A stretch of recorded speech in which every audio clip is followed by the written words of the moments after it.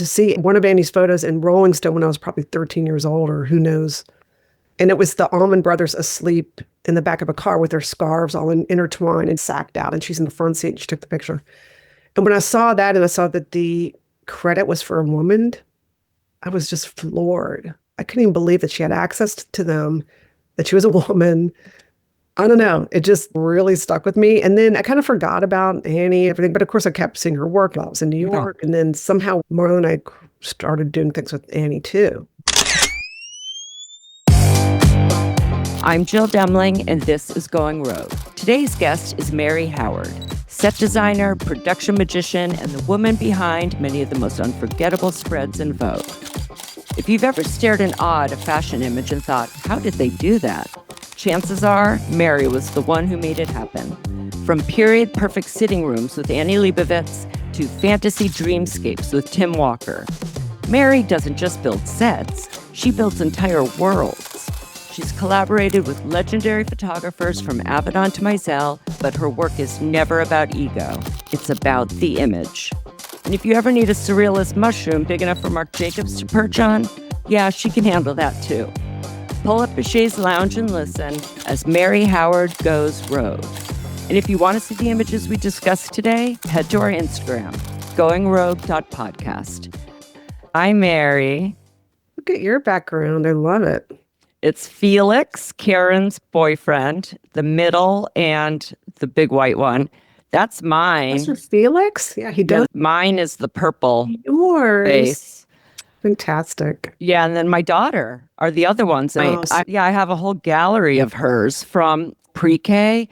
Yeah, she's an artist. I can tell. Yeah, and it's just like I'm trying to encourage her so much. That's what my mom did. I've been so excited to have you on because I'm into art myself and having worked with you for so many years. But the thing is, on set, as you know, like it's chaos. There's no moment to sit and be like, oh my God, how did Mary build that? I knew you were aware of the set design, but there was actually a single moment where I'm like, oh, Jill actually sees the set.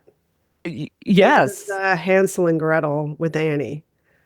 You just popped up next to me when we were on location. You said, okay, this is major. This is good. Of course, it's Granny's direction. Like, oh, wow, that's a first from Jill. Well, because I'm usually so in the zone. Is Lady Gaga going to show up and why is she naked? You know what I mean? Yeah. For those who don't know, can you explain what you do? Because set design, it's so much more than that. I feel people think it's a backdrop, but it's everything besides the person that's being photographed. Exactly.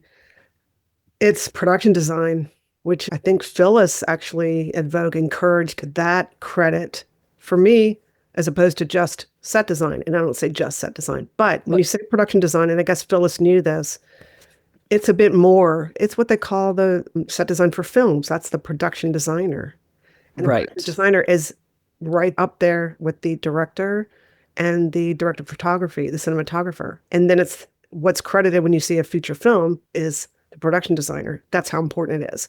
Now, when you get to what we do in fashion, it goes quite a bit down in terms of no one's ranking really. But if I get in there at all, it's after manicurist or whatever.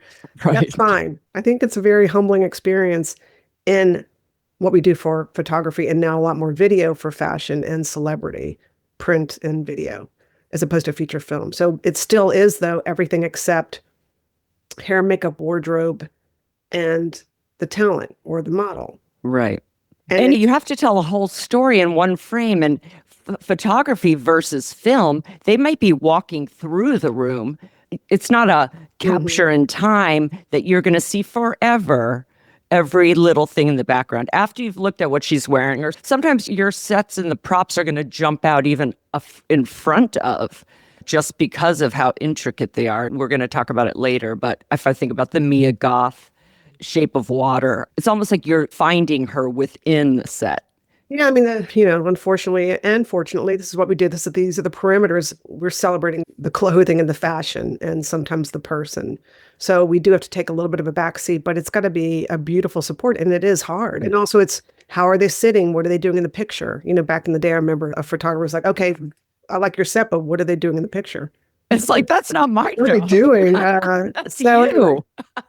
A little bit what we do with photo crew and the photographer is the lighting is really important. And we just try to figure out what is she doing in the picture? How is she sitting, standing? What is she sitting on? What is she standing on? That kind of thing. Yeah. And like you, I studied art in college. Painting was my medium as well. I can't say I was particularly good at it, but I remember we had this senior thesis, and I don't know why I decided to build a room, but I had this idea of building a room that played off of the concept of voyeurism. So you walk in and there's sod on the ground. You're looking through windows, so it's an outside of a house, but you're within the square. I didn't know how to build a set. It's basically a set. I stuccoed the walls. It was 2x4s, took windows for my mom's house from a renovation, a door. It looked terrible. I had the idea, but I couldn't put it into a physical thing. And a lot of times you're taking an idea and having to build something three-dimensional from a concept or an idea. And that's crazy. So I want to hear more about that, but I think it's important for listeners that are in college or recent graduates to hear how you got to where you are. You're the most influential set designer in the business, hands down. But what was Mary like as a child? Did you have crazy forts? Was your room like... Yeah, we definitely did forts. So I have a twin brother who is my best friend, and 3 other brothers and another sister. Were all very tight, and just a tennis playing family. We grew up as junior tennis players, and some of us really good. And I was a ranked tennis player when I was a junior. Oh my God. I had to give it up, or I did give it up because I wanted to go to art school. So in New Orleans, growing up, New Orleans is such a beautiful town. Still to this day, I go back all the time. It's such a magical place. The light there. Yeah. There's a golden light, kind of a Herbert's LA light, but it actually is really magical. So that was a big influence, I'm sure. So I went to art school, and then I got my MFA at Rutgers Mason Gross School of the Arts, not that far from New York City, and that was on purpose so that I could really focus in my studio there, getting my master's, and being able to come in and out of the city and just see galleries and so on. Rutgers Mason Gross has a big history of fluxus, or happenings, live art. So I started thinking about performance and doing more live things, and I did that in grad school. And after grad school, I went back to New Orleans because New Orleans was the host of the World's Fair at that time, and I ended up working for a big New Orleans Mardi Gras float builder. So I learned how to build floats and also these big paper mache sculptures. But I wanted to ask you something before we skip ahead. I wanted to know what you were thinking you wanted to do when you went to school for art to be an artist and then to get the MFA. I mean, that's serious. What were you thinking at that time? What is my I went to career? art school before that, and it was a branch of what is now SCAD. So it was in Atlanta, but back in the day, you just wanted to be an artist. Didn't think about anything else. So I was going to be an artist. And then what do you want to do when you want to be an artist? You move to New York. Right. There was no such thing as set design in our industry. I had no idea about feature film. I wasn't really interested in that. I was interested more in photography and things like that. So after that was a float builder. I worked with Ringling Brothers, built, sewing elf blankets and props for Saturday Night Live back in the day. Just things like in my 20s where I just was making a lot of stuff. So I learned this paper mache technique through this incredible artist in New Orleans, Joe Barth. And somehow Marla knew an architect in New Orleans and called him and said, I need to build a big thing for the Met Costume Institute. This is even before Anna. Oh, wow. And so I got a call from Marla one day while I was working at Macy's Special Productions, which is the Macy's Parade, because I had been a float builder. I ran the costume department there. Yeah, what was that like? Well, that's how I learned production. In art and owning businesses with set design, you need to know how to get things done. You need to know how to get things from A to B. It was incredible because that was the heyday of Macy's. So they were doing store openings all over the place. They had Tapomania, world's largest tap dancing, all these events I got to work on. The 4th of July fireworks was incredible to work on that, be on the barge in the middle of the East River or the Hudson, depending on the year. And then tell us who Marla is. Marla Weinhoff, I worked with Marla for 14 years, and she called me for this technique through a mutual friend, architect in New Orleans. And I met her and I quit my job from Macy's immediately. She's like, you want to come work with me? And I said, great. At the time, Marla was sort of building things, I think a few things for Avedon here and there. She was doing decorative finishes for different interior designers. Decorative finish before they had wallpaper that looked like a silk damask, or she would actually cut stencils out and do like a beautiful floral, striated, aged looking. I mean, it was incredible because she's an incredible painter. So meeting her early on and somehow doing things with Meisel, so it was just Marla and I. And she started seeing credits in Vogue, and we started seeing hair by, makeup by. And she said, hello, set design. Before that, who knows who was doing it? I think it was just whoever the photo assistants were getting. Maybe Grace. I think she even told me, yeah, we would just run in and get a chair. I mean, we would just go figure it out. Oh, I can't even industry. It's like it's not like I was in New Orleans going, oh, I want to be a set designer for there was no such thing.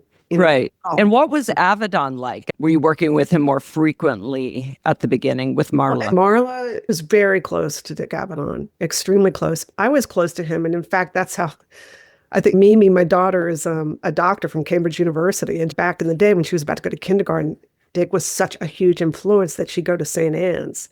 He just wouldn't have it any other way. He insisted. And I was working with him, and I thought, this is incredible. He really thinks the school is good. So it turned out that it was great. So personally, I'm really indebted to him and to Marla for that. And her relationship with him was incredible. We did a lot of things with him, a lot of shoots. Marla did the famous skeleton story, The Comforts, in the New Yorker with Avedon. At the time, Meisel was really coming up. And I think the first shoot with him was the Vanity Fair Madonna, the playground equipment. Wow. Out in LA. What are the most important things you think you learned while working with Marla and with Avedon? That's tough. I mean, Marla still is so brilliant. It's so many different aspects of it, even the business side. Avedon, back in those days, it was the photographer. It was kind of like, keep your eyes on me. I wasn't really aware of anyone else on set to this day. So I feel like I'm a photographer's designer. That's just how I am. There are some art directors that I absolutely adore who I think are so brilliant. So that I've had to change a little bit and sort of open up and be a little more aware of everybody else in the room, because you never know where the next job's going to come from and who the most delightful future collaborator might be, Yeah, before Avedon, were you into fashion? Did you read magazines? I wasn't interested in fashion, but I was interested in costumes. I was interested in performance. And I've told Annie this story. When I was a teenager, I loved music. And again, growing up in New Orleans, tennis player, I also was interested in art. I took as many art classes as I could at school. I didn't know there was such a thing like art school until my high school art teacher said, you can just go to art school. You don't have to go to regular college. So that was brilliant. But to see one of Annie's photos in Rolling Stone when I was probably 13 years old, or who knows. And it was the Allman Brothers asleep in the back of a car with their scarves all intertwined and just like sacked out. And she's in the front seat and she took the picture. And when I saw that and I saw that the credit was for a woman, I was just floored. I couldn't even believe that she had access to them, that she was a woman. I don't know. It just really stuck with me. And then I kind of forgot about Annie, everything. But of course, I kept seeing her work while I was in New York. And then somehow Marla and I started doing things with Annie too. And then when were you introduced to Vogue? What was your first shoot for Vogue? Was that one of the Meisel shoots? Do you remember that experience? I feel, Vogue, Marla, we worked with Vogue. So Marla, it might have been a Grace shoot with, I remember the set. I'm just trying to remember the photographer. Oh, I love it that you remember the set. I mean, of course. Remember the set. Right? This big black and white striped backdrop that we did. The photographer will come to me, but it was Grace. It was Meisel shoot probably. Days of Christmas was a big one that we did with Meisel. I mean, you've worked with every major photographer. The ones I know of, because I was either there or because they were for Vogue, were Steven Klein, Meisel, Annie, Tim Walker, Arthur Elgort. Is the process the same with these different photographers? They're each so different. And I also worked with Patrick Demarchelier and Mario and Bruce and all that whole ilk. They're all completely different. Annie is so different than Steven. Just polar opposites, different. Annie is the auteur. There's just no getting around it. So the shoots I've been on with you, I put into two kind of categories in my head. It's the historical reference type shoots or literary stories based on something that we've all seen. And then there's those fantasy shoots that are in your imagination, or the crazy outer space haven't happened yet. There's no reference with a Steven Klein or whatnot. Is there one that you prefer? And how do you even get started when you hear, let's say we're doing a story in Vogue on Edith Wharton's relationship with Henry James, or I don't even know how that idea starts with a lot of these robot type stories that you do with Steven Klein. I don't even know what the brief would be to you, or if it's just, here's what I have in my head and you try to put that into a set. Very good question. So with the Annie stuff, yes, that would be a lot of image research. I mean, she looks at a lot of stuff, and the journalistic part of her wants to know, even if it's somewhat of a fantasy, where did the fantasy even come from, or where have we seen it before? It's intense, and it's just lots. And she has to look at a lot of stuff because she's building on a pyramid. So if everything's the bottom, film, art, paintings, whatever, she wants to kind of, okay, what's the next image in this world? So it's challenging, and it's a huge undertaking every time. It's insane. But let's talk specifically about Edith Wharton then, because we had two real people. It was a long time ago. Edith lived at the Mount 1903 to 1908, and we're shooting at the Mount, which I would think is a little bit easier, right? We at least have the real location. Yeah, Not amazing. that there was much in it. I don't know what was in it. A lot. There were a few pieces just to give us an idea. Yeah. The living room had a lot of furniture in it, but the bedroom I don't think did, from what I remember. Yeah, Annie will say, here's kind of the story I want to tell. I'm going to tell a narrative. I have 10 spreads. And then I don't know if it's collaborative with all of you and where we start. Are we starting in the bedroom? Are we having a picture with the chauffeur? I just know I had to cast Henry James, and then suddenly more people were added. Oh, there's going to be a chauffeur picture. We need a Elijah Wood. Then Theodore Roosevelt's going to show up. So I know my side. But when you're finding out the specific rooms or scenes, how do you go about setting that up? Are you finding exact replicas, the real books that might be in that one picture in the study? Again, with this particular photographer that we're talking about, it's all her. You want to inspire her. You want to present things that would be great. And sometimes you have to explain, okay, well, this actually is the original signed book or something. I don't know. But even down in a set, where are you shooting in the location?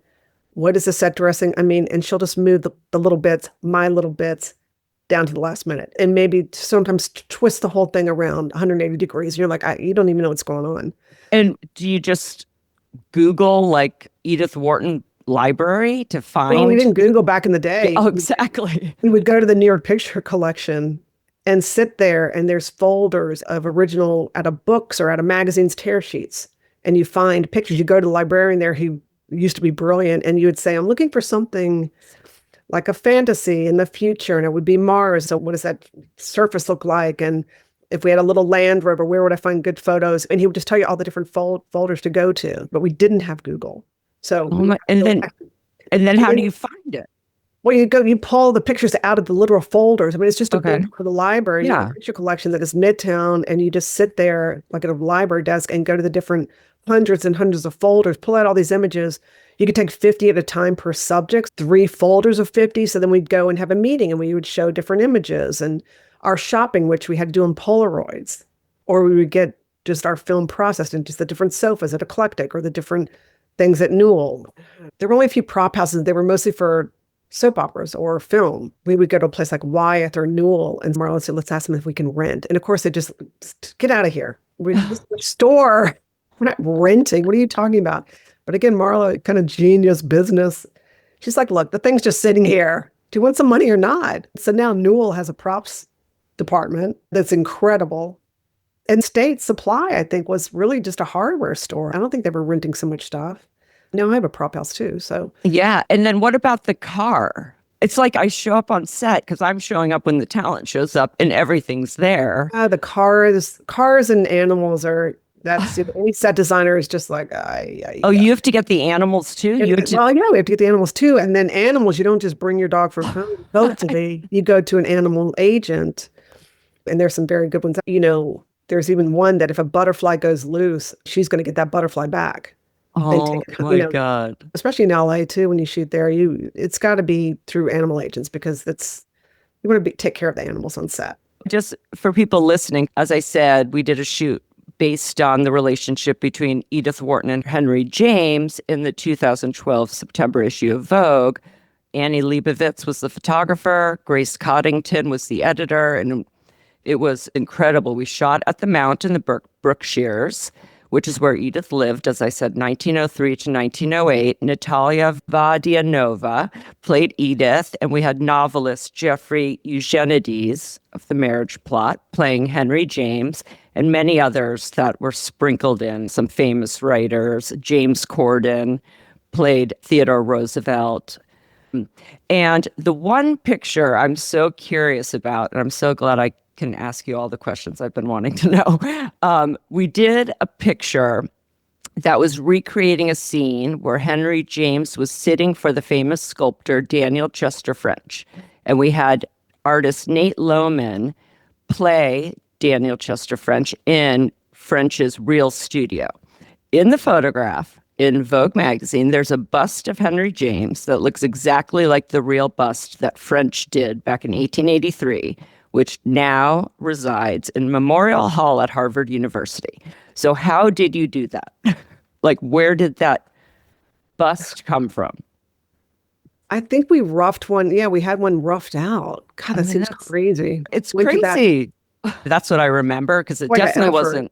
I know. I mean, that's, that was per Annie anyway. Like, you have to go for it 110%. But that's wild. I know. Because even on set, I was like, Karen, she's like, I know.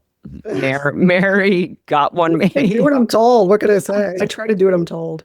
What do you feel like when you see your pictures? Let's even focus on that shoot, because I can imagine as a perfectionist and how detailed you have to be. And you also don't know the exact angle Annie's going to take. You hope it's exactly how you set it up, but she could move the camera a bit and suddenly you're not seeing half of what you've done. So a couple of things to say about that. Let me credit Vicki Rutch, who's my good friend and also used to work with me. So she and I did a lot of prep on this. We kind of pre-set up rooms and dressed them and all. Now, she was on the set. I had to go elsewhere. So for any of those last minute questions, what I know to be true with Annie is she'll change it all up. She will move the camera and she doesn't put it on a tripod. So we don't really know what's going to happen. So the camera is going to move. So you're setting up everything, not just a corner. Kind of are. For any photography, you want to build it out. We call it out a long time ago from Albert Watson, I think. Just you got to build beyond what you think. It's inspiring to the photographer, but also you don't know. So in that case, I'm sure Vicki and I just kind of worked through it. And then Vicki on the day, I'm sure was just, running circles through hoops, etc. Right. After an Annie shoot, you want the T-shirt that says I survived. But the reward is so huge. You can't even believe the alchemy taking place. Just some magic happens, which is her, frankly. And yeah, it's extraordinary. Like, it really is, Mary. I mean, that one, and then obviously a Romeo and Juliet. And the next one I want to talk about is Walk the Line, because Karen and I talked about it a lot when I had her on.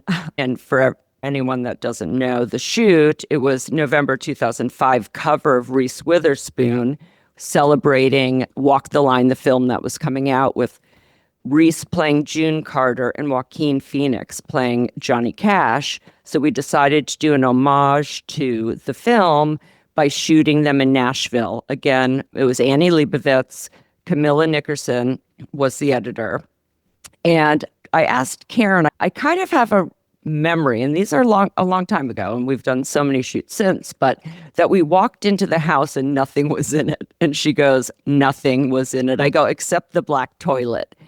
And I said, what did Mary do? And Karen's like, I don't even remember. I think I blocked it out. So what happened? That house was empty, and there was just this little prize, I just have to say, and I have it in my possession. It was in probably June Carter Cash's closet. But again, there was some rubbish in there. Because there was an auction. Right. There was like a little leather bound, just probably not worth anything really. It was a little New Testament, or it was a little prayer book, and I still have it. Oh my God, I just that's thought I've got to save amazing. this little thing. There was no one to give it to. Of So I course, just yeah. wanted to save this little piece, and I still have it. So that Yeah, was because one they thing. died close together the same year. Right. So I was just reading up on it, saying, how did that happen? Did we think we were going to have things in the house? I just remember there was a dock. We had a boat. I mean, Yep. anytime also it's like cars, animals, and boats. Those three cast fear into my heart every time I hear that at a shoot. Because I'm just not a big car person, but then I have to get the perfect car, you know. Of course. Yeah, I think You have to get a boat. Believe it or not, it's hard in New York to get a wood boat, but there are several. We were just running around. Annie, I just remember her face. And then I think I just slowly backed up and went outside because I did not want to be there for what was going to happen next. But when I look at the pictures, we ended up doing a lot outside. So I'm wondering if that was a shift because of the situation. But the bathroom picture is still beautiful with Reese looking into the mirror. And then we did the one of them standing with the gold records. So I don't know if the kids lent that to us. I think so. Yeah, we had to design all of that and place all of those things. The dock one, there's always somebody in the water. If you see an Annie picture with water, at least some art crew and some photo assistants are actually in the water. So I think in that case, it was like, like holding the boat still or positioning the boat? I'm looking at this photo where they're on the dock, Joaquin and Reese. We don't build the dock out a little bit. I can't remember. That's wild. Yeah. Especially if the light's coming one way and she wants to shoot, or if it's a better view of the water to the right, but the dock doesn't go that way. And you're in Nashville. It's not like you're in New York. Yeah. I mean, to be able to spin on a dime on location is key. I remember then we did the studio shot with Dolly Parton and Steve Earle. I think we used Keith Urban's studios. Yeah. I remember Reese got very emotional walking in there. Yes, because she hadn't met Dolly. Yeah. Yeah, that was very sweet. Is there a preference between, let's say, an Edith Wharton, a Walk the Line, and a Romeo and Juliet? Is it easier when they're real images that you can reference, or is that harder because you're being held to getting something that looks like the real thing? Annie loves a good painting reference or an illustration, and that's really hard because, especially if it's a body doing a certain thing, you're like, well, that's defying physics. They can't really do that, but she'll just go as far as she can to try to get something to look like that painting. But then she always builds on it. So, yeah, when there's real things to go after, I have my team, we do our best to source things. And I think, especially with an Annie reference, if we can get as close as possible to the reference, at least it gives her a good foundation, and then she can take it away. She can mix it up, break it up, do it in her own way. But she's most inspired when we can actually nail the things per a reference of real historical things. I mean, is there a situation you can think of where you had to negotiate getting something, or the hardest thing you had to get that you were like, yes, I did it? Oh, that's every job. Just every job. I feel like we do work at a high level.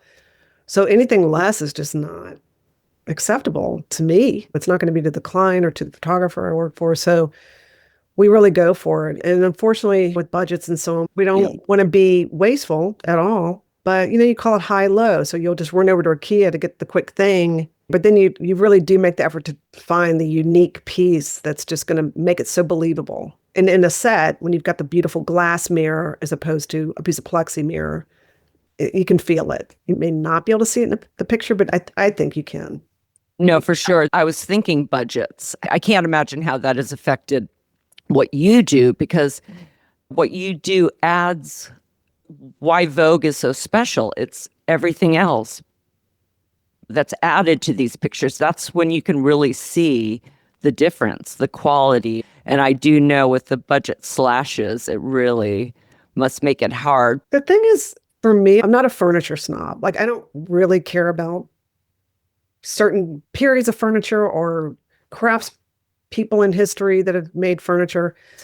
For me, it's just the form, the color, the texture, the shape. If that works, then I want to put it in the picture, in the set. Exactly. So I don't care if it's some designer that everybody's collecting at the moment. I'm not trying to impress people in that way. I'm looking at it purely on a visual sort of, how's it going to work in the picture. And how is your studio organized? Is it by time period? You can look at the prop site, which is props.com. It's all my stuff that I've collected over the years that I know have the right patina that work in a picture. And it's a certain type of thing. So if I need really modern furniture, it's not at my place. I have the more atelier type, kind of French, just sort of beautiful textiles and furniture, wood stools, things like that.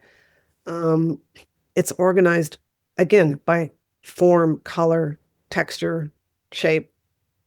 We have smalls, we have gorgeous old Wedgwood and plates and silver and things like that. And big pieces of furniture, things I've brought to the White House before. It's organized in that way, not period. We don't think period for Right. what we do. I think that's more of a feature film thing. If someone says, oh, would a purple latex beach ball be in a photo that's looking like a 60s outdoor family? I'm like, what?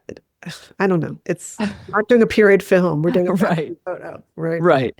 Are there any specific pieces that no matter what you bring to, let's say, Klein, Meisel, Annie, Tim, or Arthur, like their favorite go-to chair or piece, or is it just different each time? I could be misremembering, but there's a few where they're like, I can't do that anymore.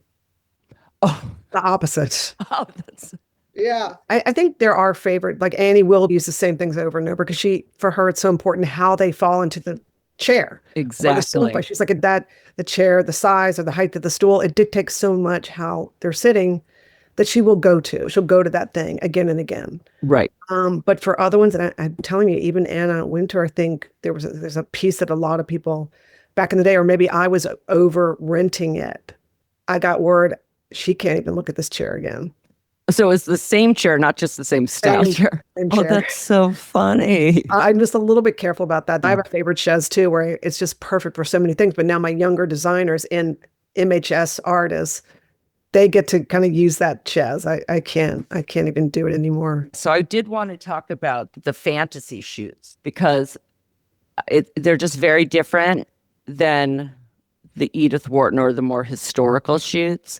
And the screens, I know you were on the forefront of that concept with the Neighbors of Suburbia shoot with Klein. Those weren't screens, those were actual backdrops. Oh, backdrops. I thought it was projection. I do like projections. I'm not a big fan of the LED screen, but of course that's where it's going. So How did that work though? Because was it one dimensional? yeah, those are painted backdrop. I don't even think they're photo. Those backdrops have been around forever and ever. So with Klein, he wanted to find those tract houses like you would have in suburbia in Long Island in the 50s. They're still there with the white picket fences, but now they're landscaped and overgrown. I think many people were looking for actual location for that. And I finally said to him, let's just build sets. It'll look a little bit fake, but maybe that's okay. No, it's cool. That was one of the first shoots we did in my studio at Hook in Red Hook, Brooklyn. And that was just such a pleasure to do that shoot. So that was in your studio. So the rooms where you saw the family room of each. The family room was a thing that Steven Klein said last minute, can we build like a little dining room? Yeah. And a living room too. And just from my shop next door, they quickly built up some walls and we just did it that way. So is that like on the day he decided that? Yeah, pretty much. I think, or maybe we had overnight to build it, but it was crazy. So let's talk about the Steven Klein and Grace Coddington with Mia Goth. So The Shape of Water, it was supposed to be a nod to that because when I'd be talking to Grace about who to cast, she initially wanted me to try to get someone to play the monster or even to wear the head. I'm like, really? An actor's not. You can ask for that. But what was the brief for that? How much did you just do? Do you have that freedom to just say, here's what I'm thinking? There's some freedom. Steven Klein is so genius. I remember the flowers was a big thing. I think Julian Lee's made the costume. Did you know that? Oh, I did not. Julian made that. Yeah. So Oh that my was gosh. amazing. I think that Steven also took a picture of his brownstone, one of the walls, and I think we projected that as the background, and then we built the room, and then I forget the name of the flower guys. I love to do my own flowers, but this was such an extraordinary amount of flowers. They were credited in the shoot, but they were a lot of fun to work with, and they were just so gung-ho, and it was just people super excited about doing this fantasy thing. And you plan stuff, but Klein shoot, man, that's happening that second. There's a lot with flowers too, and they're so beautiful. A lot of Klein shoots, the robots with the flowers that you did too. Are they real I think I flowers? like to do my own flowers. We were with Ariel Derry a lot, my New Orleans girl, who's a brilliant florist. I love to use silk flowers, and I have just a massive wall of them at Hook Props, and I use those. But then I'll put in real flowers on the day.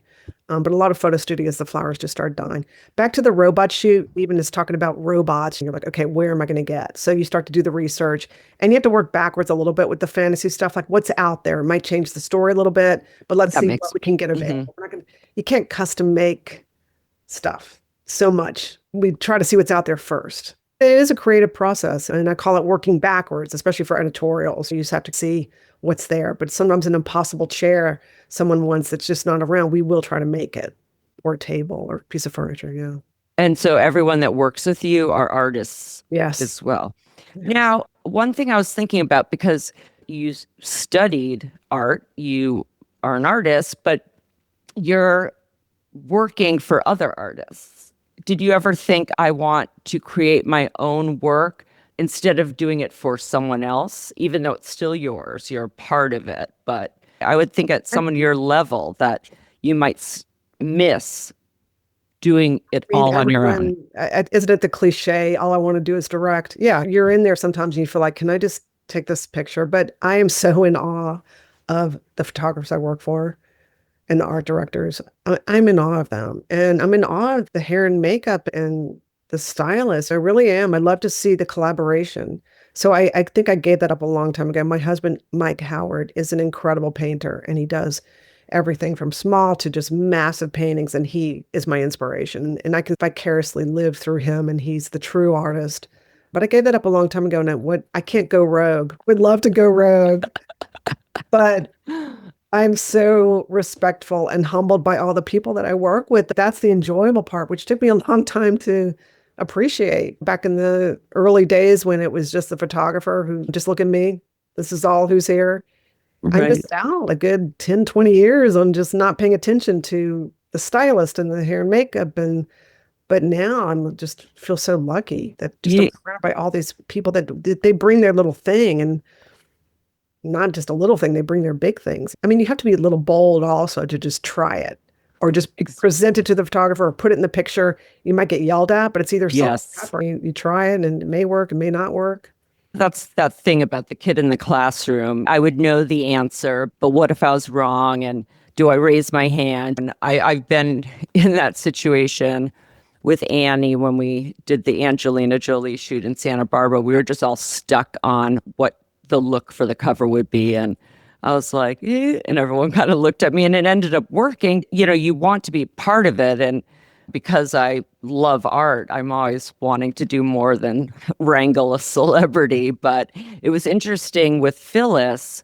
She has such great respect for what you do, what hair and makeup people do. But she said it took her a while to learn patience and to let all the artists on set come to it on their own. Sometimes Phyllis said she would see the hair and makeup and say, that's not it. But once she learned patience, they either through their own process got there or came up with something better, and letting everyone just have their moment to work it out in their heads, and respecting everyone as artists that are on the set, and that the picture won't happen without everyone's input and contribution, basically. The creative process is such a wonder to me, and to just watch it happen in real time is really an extraordinary privilege. And I can't even believe that I get to do it. When you're on set, and even Annie says, I can't see everything, so I need your help to make sure this and that. But sometimes if you go in, she's like, get out. It's hard. You have to be set ninja. You have to sort of tiptoe and know when to speak and know when not to speak. And like a Klein picture, I remember I just throw stuff in the picture. Just see if it works. It's very fast paced, and that would work in that world. And then with Meisel, he's like, I don't know till I see it. So he encourages everyone to play, and he uses that word play. Oh, wow. That's a lovely thing, and that's why everyone wants to be there, because the models get to play, I get to play, hair, makeup. Yeah, I love that they're all such different people, and their pictures are so unique, and I can tell if it's a Meisel, if it's a Klein, if it's a Tim Walker because of the uniqueness to it. Are there more of those differences or what you've even learned? Like what you said about Meisel, that's major to be able to have that freedom in a way but it's also a challenge. I won't know it till I see it. That's also something that's hard. It's so magical. And even Giselle on set with him says, Steven, you're still teaching me. This was recent in the past few years. Yeah. And you do learn something. And that's why it is, as people know and gather, that it's a really unique place to be, because he knows how to inspire us in a funny way. We're trying to inspire him, but he really makes it comfortable for everyone. But listen, if it's not good, he's not going to shoot it. Right. He'll try, but if it's not working, he's the first to tell you, because he is the eye. He actually knows when it's good, and that's when he'll go there. But if it's not, he's not going to go there. So right.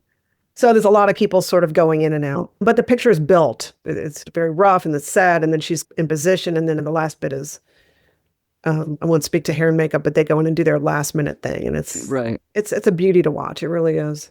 The shoot that we did, Beauty and the Beast, with Drew Barrymore, you had to handle the lion. Yeah. Yeah. That's incredible that you have to handle all of that. I think I actually prayed, because that lion was quite feisty, and it was a little scary.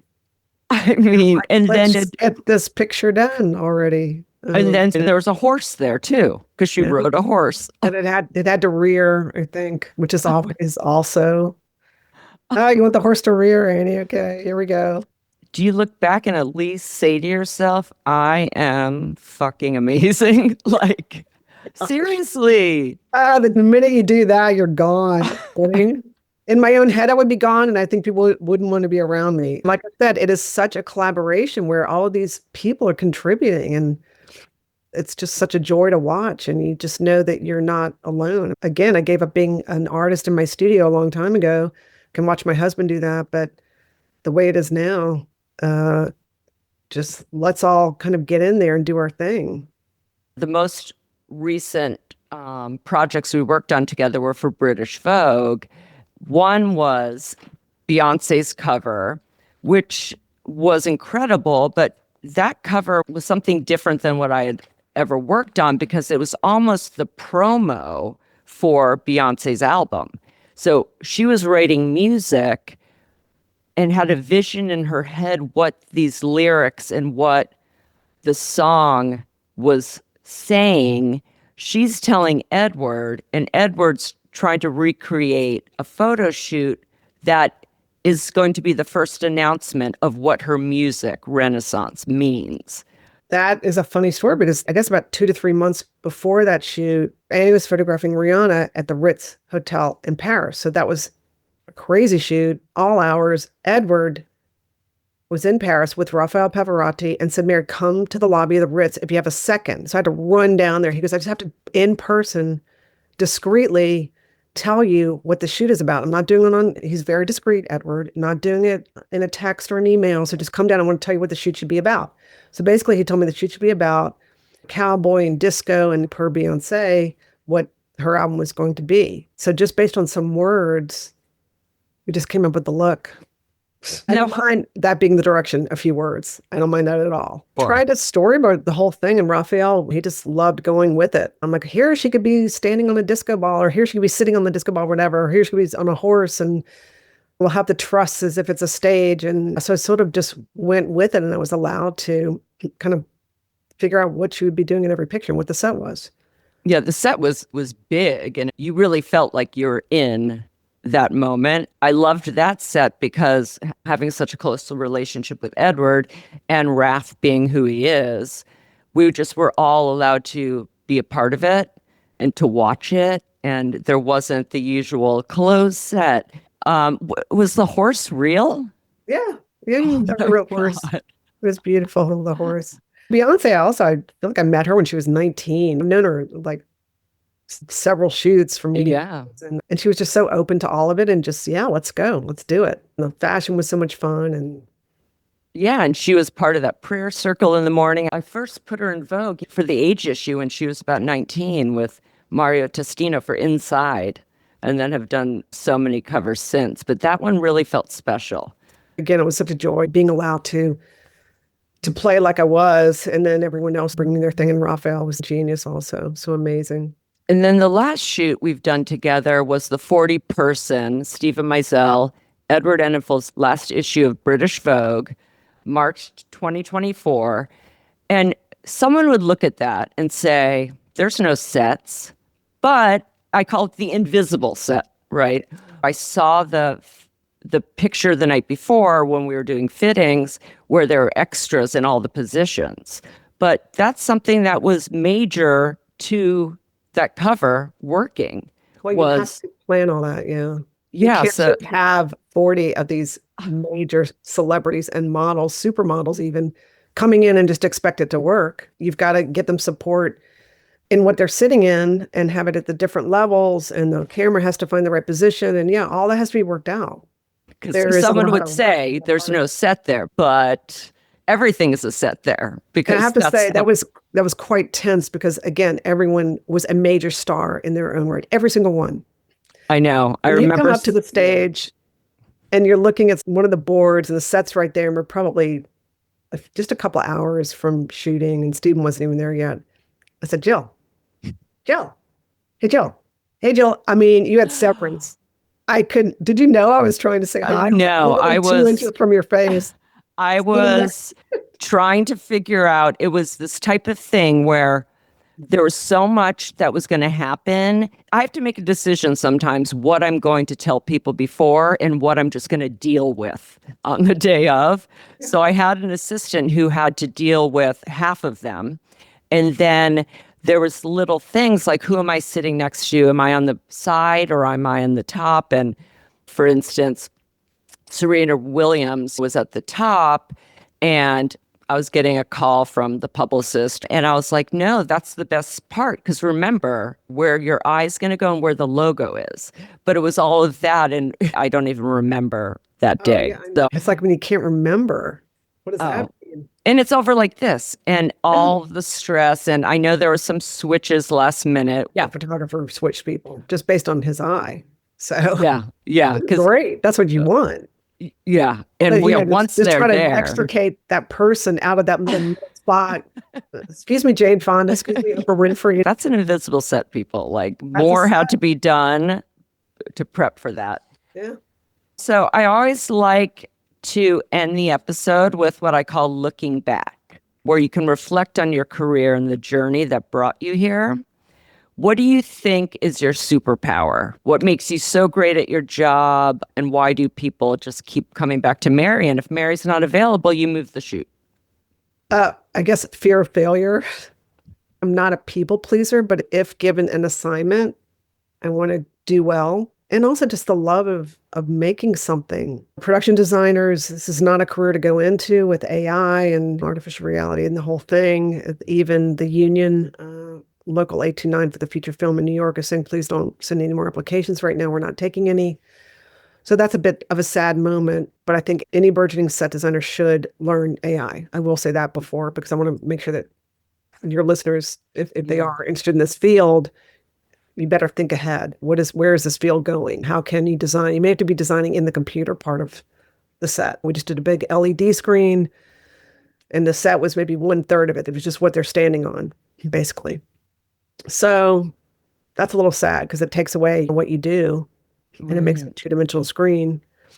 But you need to design what's on that screen. So superpower would be, there is none. You're depending on other people.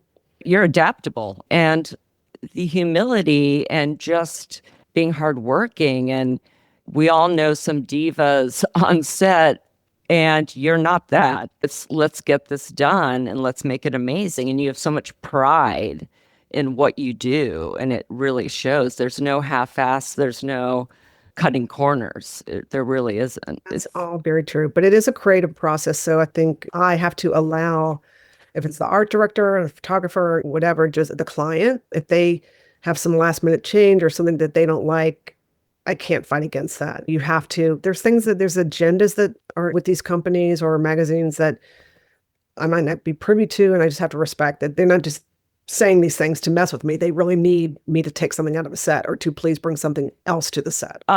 This probably is super hard, but do you have a most memorable shoot, for better or for worse? Just memorable, not your favorite, not the one you hate to think about, but, or maybe the craziest thing that happened, and that could be either what you were working with, multiple animals, or just a last minute change. Oh gosh, there's so many beautiful shoots. I mean, there's also shoots with just the worst weather. It's incredibly hot in Cambodia with Angelina Jolie, and I flew in, I think, for the day to do that shoot with Annie. I think I had heat stroke going home. I was just so sick to my stomach, and Annie kept saying to Angelina, "Are you hot?" She goes, "Not really." Just fainting. Oh And my then to God. go to Iceland where it's incredibly cold and windy, or we're in water and it's like ice water. We're walking along an iceberg with Annie. You can do anything. We can do anything. And the crazy thing is now with technology and just being able to source things, we can do it fast. We can find it and we can get it. It's just incredibly fast paced now. And there's nothing I feel like we can't make or find. And you've probably already answered this about AI, but any advice to other artists out there wanting to do something like you do, or advice to yourself when you were younger?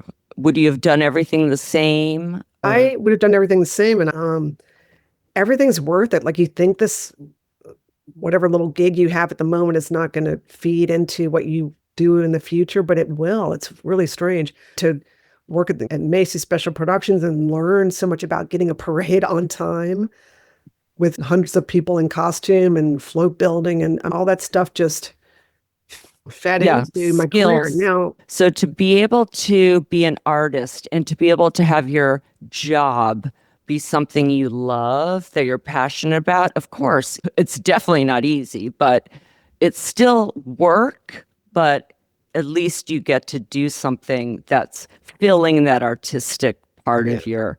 Let me speak to that. I do have younger set designers under my umbrella, so they start out as my assistants, and then we want them to continue on to be set designers. So that's what Mary Howard Studio is. We have 10 younger set designers.